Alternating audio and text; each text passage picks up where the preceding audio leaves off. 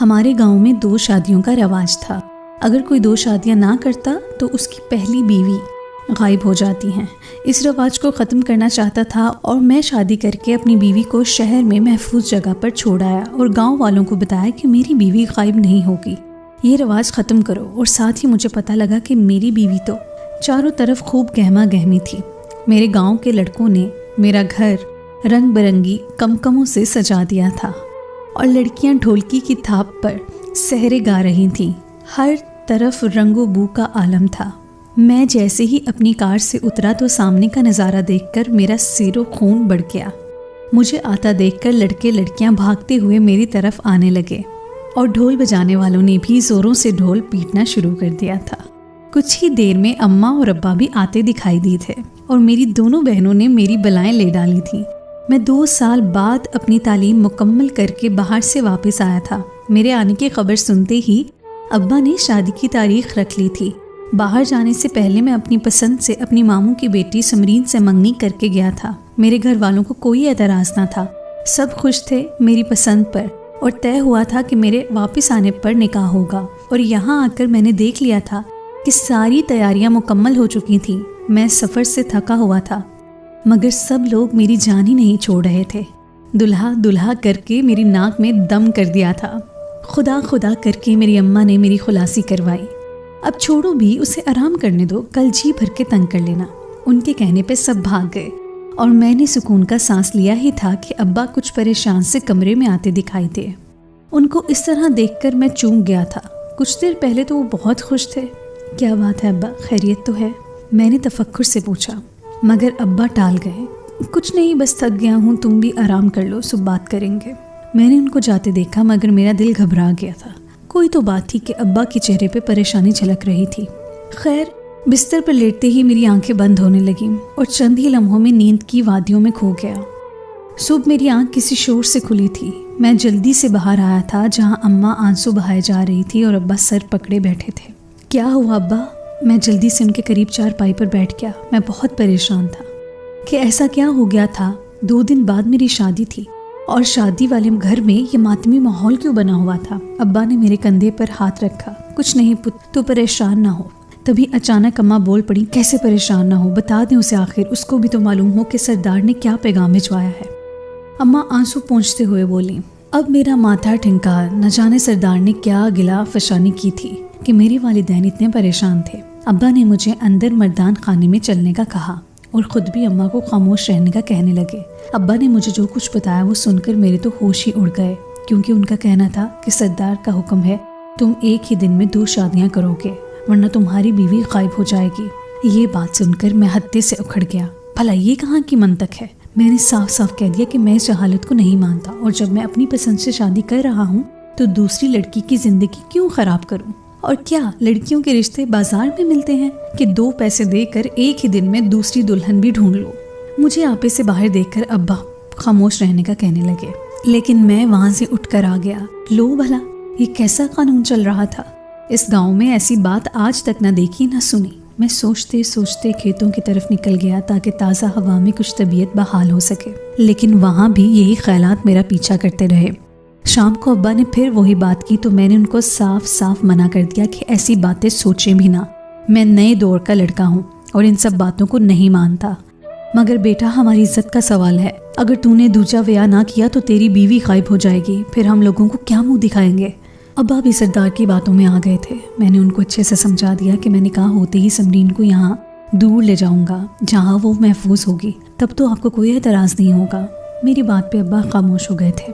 رات اماں نے بتایا کہ 15 سال پہلے یہ معاملہ اس گاؤں میں شروع ہوا تھا کہ جو بندہ 2 شادیاں نہ کرتا اس کی بیوی غائب ہو جاتی تھی۔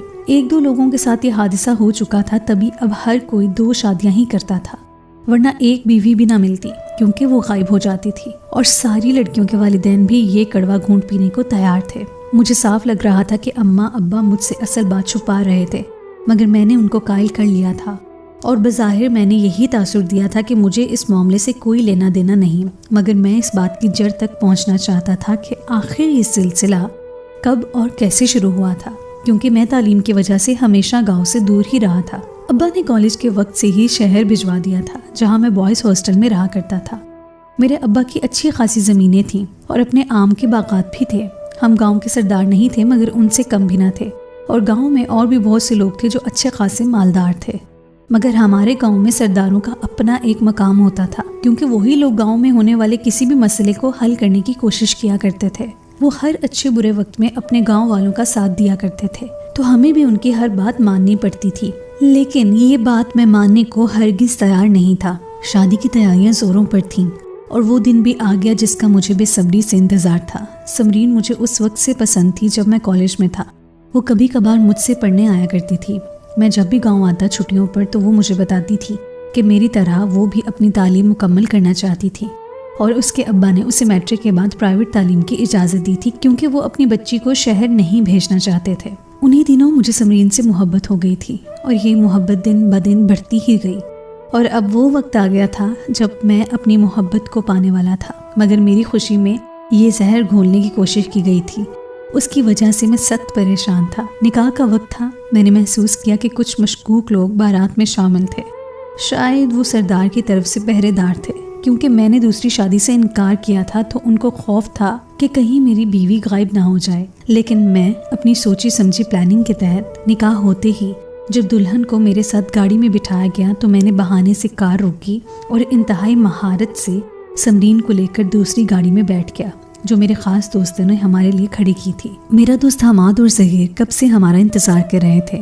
جیسے ہی ہم کار میں بیٹھے حماد نے تیزی سے گاڑی چلائی اور اب ہم شہر کی طرف جا رہے تھے۔ سمرین کو میں پہلے ہی سب کچھ بتا چکا تھا، وہ کافی پریشان ہو گئی تھی، مگر میں نے اس کا ہاتھ تھام رکھا تھا تاکہ وہ تسلی رکھے۔ کافی دور چلنے کے بعد اب ہم مطمئن تھے کہ کوئی ہمارا پیچھا نہیں کر رہا تھا۔ ہم نے ساری رات سفر کیا، صبح تک ہم اپنے منزل مقصود تک پہنچ چکے تھے۔ یہ ایک انوکھی شادی تھی کہ دلہا نے اپنی ہی دلہن کو بھگایا تھا، لیکن یہ سب کرنا میری مجبوری تھی۔ اگر میں ایسا نہ کرتا تو سال ہر سال یہی رواج ہمارے گاؤں میں پنپتا رہتا، اور میں اس کو ختم کرنا چاہتا تھا۔ میں سمرین کو یہاں محفوظ جگہ پر چھوڑ کر دوسرے دن اپنے گاؤں واپس چلا گیا، جہاں میں یہ ثابت کرنا چاہتا تھا کہ یہ محض ایک وہم کے علاوہ کچھ بھی نہیں ہے، اس رسم کو یہی ختم کر کے دفنا دیا جائے۔ لیکن شاید یہ میری بھول تھی، میں سوچ بھی نہیں سکتا تھا کہ میرے ساتھ کیا ہونے جا رہا تھا۔ دوسرے دن میں سمرین کو وہاں چھوڑ کر واپس گاؤں چلا آیا تھا، جہاں ابا اماں میرے منتظر تھے۔ لگاتار لمبے سفر نے مجھے کافی تھکا دیا تھا، لیکن اب میں مطمئن تھا کہ سمرین محفوظ تھی۔ میں نے شام ہوتے ہی سب گھر والوں کو ساتھ بٹھا کر سمجھایا کہ اب تو آپ سب کو یقین آ گیا ہے کہ یہ سب ایک جھوٹی روایت ہے جو لوگوں نے پھیلائی ہوئی ہے، تو آج کے بعد اس پہ کوئی یقین نہیں کرے گا۔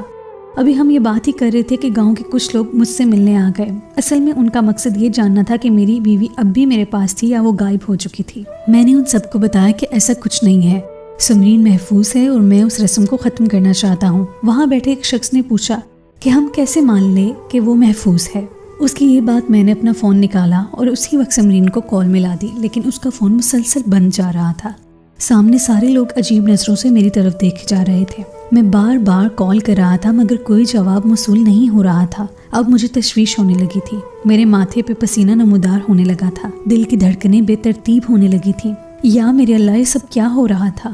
نہ جانے کیوں مجھے احساس ہو رہا تھا کہ سمرین خطرے میں تھی، جبکہ وہاں بیٹھے لوگوں نے جامع گوئیاں شروع کر دی تھی کہ ہم نے تو پہلے ہی کہا تھا لیکن تم بھی نہ مانے۔ مجھے ان سب کی باتیں سن کر وحشت ہونے لگی۔ میں جلدی سے اٹھ کر باہر آ گیا۔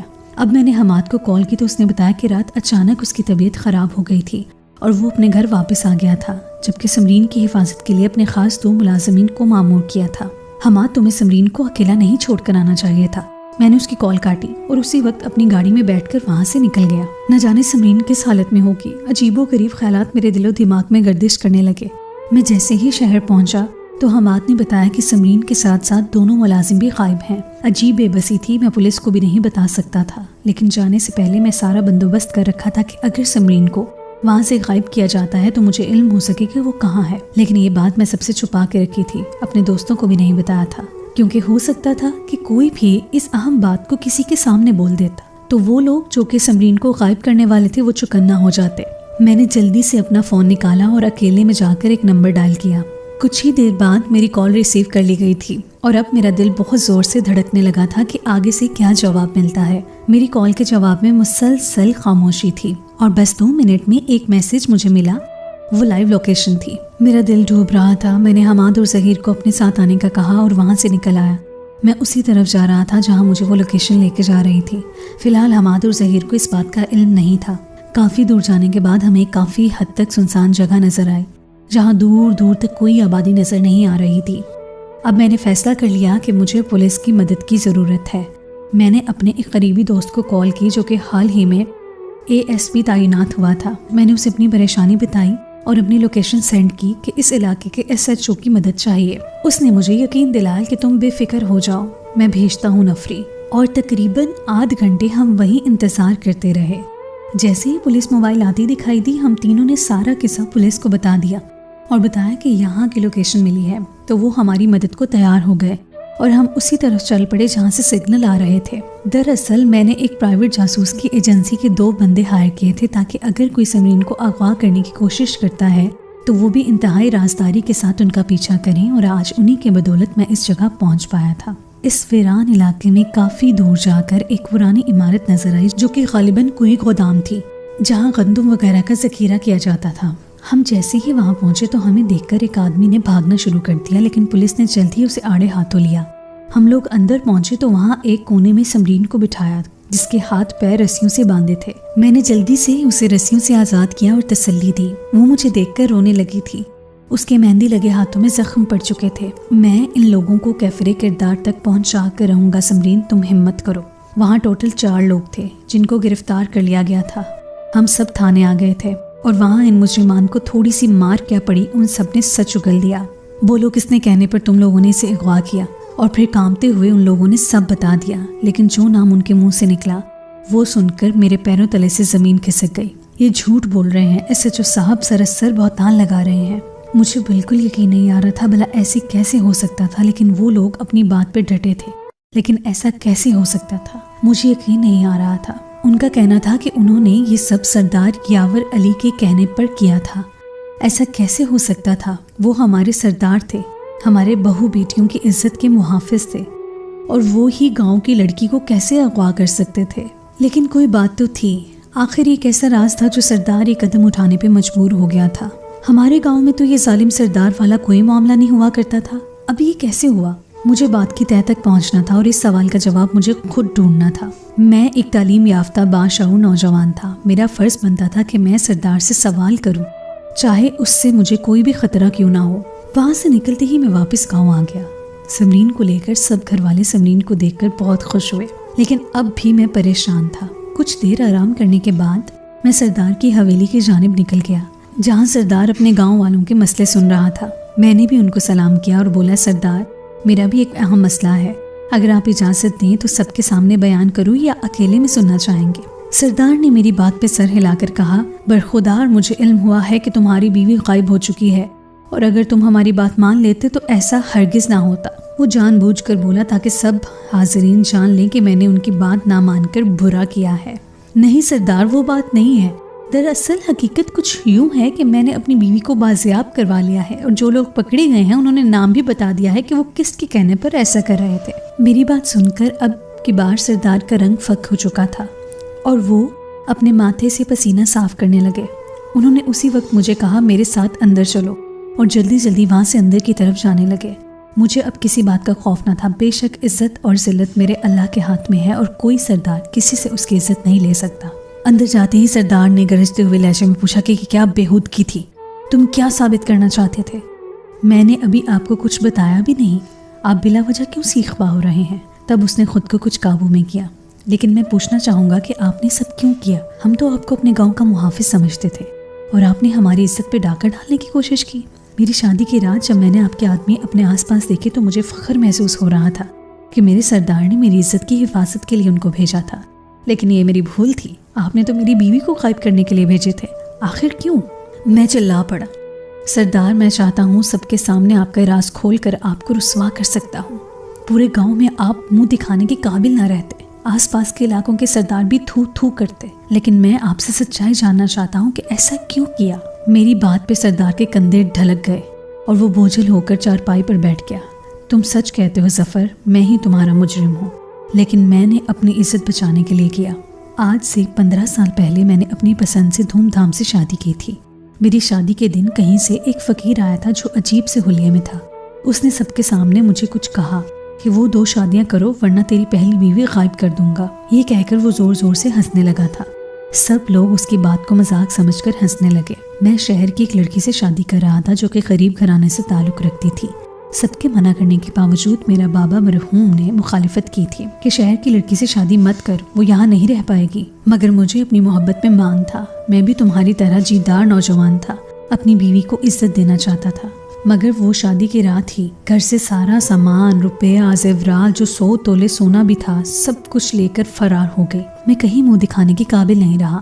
رسوائی میرا مقدر بن چکی تھی، لیکن اسی دن بابا جان نے سب کے سامنے بات رکھ دی، کیونکہ فقیر نے یہ بات کہی تھی کہ 2 شادیاں کرو، اور میں نے اس کی بات نہ مانی تھی، تو اسی لیے میری بیوی غائب ہو گئی ہے۔ پہلے تو لوگ اس بات کو ماننے کو تیار نہ تھے، لیکن اگلے ماہ جب ایک لڑکی کی شادی ہوئی تو اس کو میں نے 2 شادیوں کا کہا، مگر وہ بھی نہ مانا۔ مجبوراً اپنی عزت بچانے کے لیے مجھے اس کی بیوی کو اغوا کرنا پڑا، اور اسی طرح یہ بات پھیل گئی کہ میری بیوی بھاگی نہیں تھی، وہ فقیر کے بددعا کی وجہ سے غائب ہوئی تھی، اور یوں میری عزت رہ گئی تھی۔ تب سے آج تک میں اس بات کو نبھا رہا ہوں۔ آج بھی مجھے وہ ذلت نہیں بھولتی۔ سردار کی آنکھوں میں ندامت سے آنسو آ گئے، لیکن میرا یقین کرو میں نے کسی کو جانی نقصان نہیں پہنچایا۔ ان لڑکیوں کو کچھ دن بعد چھوڑ دیتا تھا اور اچھی جگہ ان کی شادی بھی کروا دی جاتی تھی۔ بس تمہاری بیوی سے پہلے 2 اور دلہنوں کو اغوا کروایا تھا، ورنہ تو سبھی کئی سالوں سے یہ بات مانتے آ رہے تھے 2 شادیاں کرنی تھی۔ میں حیرت اور صدمے سے بے حال تھا۔ کوئی اتنا بھی گر سکتا ہے؟ اپنی جھوٹی عزت بچانے کی خاطر آپ نے جو کیا اس کی سزا آپ کو بھگتنی پڑے گی سردار۔ یا تو آپ سب کے سامنے سرداری سے دستبردار ہو جائے، یا پھر اپنا سچ عوام کے سامنے لے آئیں۔ میں نہیں چاہتا کہ ہمارے گاؤں کا مجرم ہمارا محافظ بن کے ہم پہ حکمرانی کرے۔ یہ سب کہہ کر میں وہاں رکا نہیں اور غصے سے چلا آیا تھا۔ میں خاموش تھا صرف اور صرف اس لیے کہ سردار خود ہی اپنا جرم قبول کر لے، اور دوسرے دن مجھے معلوم ہوا تھا کہ سردار نے رات کو اپنی جان لے لی تھی۔ کتنی عجیب بات تھی نہ، اس شخص نے اپنی انا کو اپنے سر پہ سوار کر لیا تھا۔ اگر یہ اسی دن قبول کر لیتا کہ اس کی بیوی اسے چھوڑ کر بھاگ گئی تھی تو آج اس گاؤں کی بہو بیٹیوں کی عزت محفوظ ہوتی، لیکن اس سردار نے دنیا کے ساتھ ساتھ اپنی آخرت بھی برباد کر لی تھی۔ اگر وہ سارے گاؤں سے معافی مانگ لیتا تو شاید لوگ اسے معاف کر دیتے۔ خیر، آج سب کو علم ہو چکا تھا کہ کیونکہ سردار نے خط میں اپنا جرم قبول کر لیا تھا، اب ہم مطمئن تھے، اب کسی شخص کو بلا وجہ 2 شادیاں کرنی نہیں پڑتی تھیں۔ میں اور سمرین اب بہت خوش تھے، اور گاؤں کی پنچایت کے مطابق میرے ابا کو سردار چنا گیا تھا۔ میں نے ابا سے وعدہ لیا تھا کہ وہ کبھی کسی کے دباؤ میں آ کر کوئی غلط فیصلہ نہیں کریں گے، اور گاؤں کے ہر انسان کی جان و مال کی حفاظت کریں گے۔ ابا نے وعدہ کیا تھا اور آج بھی اس پر قائم تھے، اور میں اور سمرین کبھی کبھار جب گاؤں جاتے تو وہی قصہ دل و دماغ میں نقش ہو جاتا ہے۔ نہ جانے کیوں اب میرا گاؤں جانے کا بالکل دل نہیں کرتا۔ بس دعا کرتا ہوں کہ ہمارا رب ہم سب کو شیاطین اور انسانوں کے شر سے محفوظ رکھے، آمین۔